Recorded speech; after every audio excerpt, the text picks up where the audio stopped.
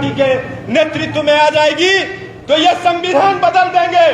अरे संविधान का धज्जी उड़ाने वाले ये दल को क्या मालूम है, जब 1973 ईस्वी में केशवानंद भारती का केस सुप्रीम कोर्ट ने जजमेंट दिया कि इस देश की प्रस्तावना और संविधान की मूल भावना से कभी खिलवाड़ नहीं किया जा सकता है। मित्रों, ये मूल भावना से खेलने वाली कांग्रेस पार्टी संविधान में 80 बार करेक्शन करने का काम किया और देश की संप्रभुता के साथ खिलवाड़ करने का काम कांग्रेस पार्टी ने किया है। आपको मैं याद दिलाता हूं, 1975 में देश में आपातकाल लगाया गया।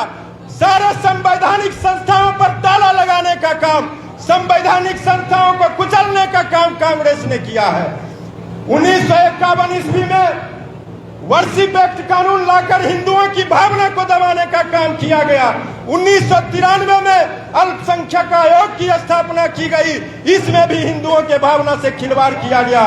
ये धार्मिक असमानता इस देश में स्थापित करने का काम यदि कोई किया तो वो कांग्रेस ने किया। मित्रों, कहने का इस दल के ऊपर झड़ी लगा सकता हूं जो लोकतंत्र की दुहाई दे रहे हैं, संविधान की दुहाई दे रहे हैं। ये लोग 41 बार राज्य की चुनी हुई सरकारों को बर्खास्त करने का काम यदि कोई किया है तो वो कांग्रेस पार्टी ने किया। मित्रों, कांग्रेस पार्टी ने किया है। आप जानते हैं 15 साल 16 साल एनडीए की सरकार केंद्र में रही है।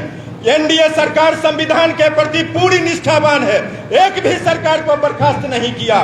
50 बार से अधिक राष्ट्रपति शासन लगाने का काम अकेले यदि कोई किया तो श्रीमती इंदिरा गांधी ने किया।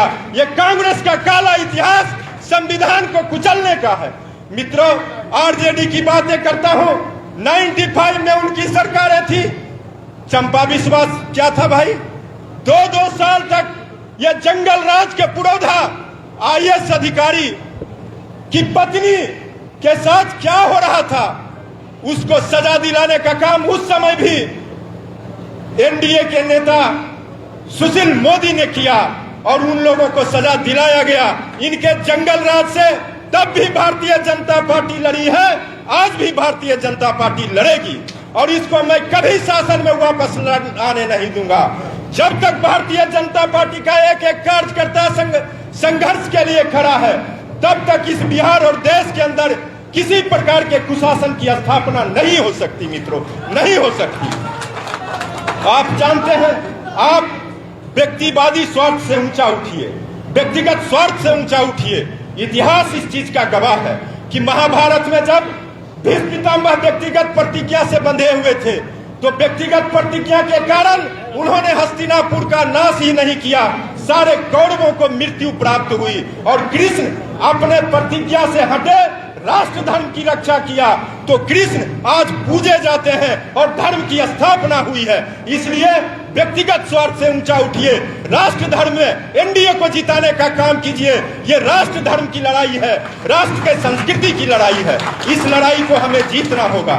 समय बहुत कम है, मैं थोड़ा ब्रेक डालूंगा। हमारे बड़े नेता हैं, उनको सुने और उनके भाषण का अनुसरण करेंगे। हम लोग एक एक वोट एनडीए के खाते में लाएंगे और मैं इस मंच से घोषणा करता हूं कि अब तक में ललन बाबू जितने मतों से जीते हैं उनसे दुगने मत से आप यहां से जीत कर जाएंगे।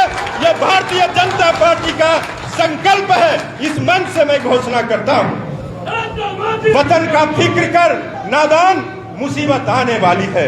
तेरी बर्बादी के मशवरे पड़े हैं आसमानों में, न संभले तो मिट जाओगे हिंदुस्तान वाले।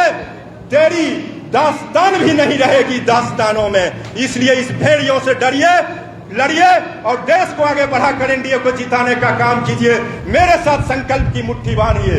भारत माता की, भारत माता की, वंदे, जय श्री राम।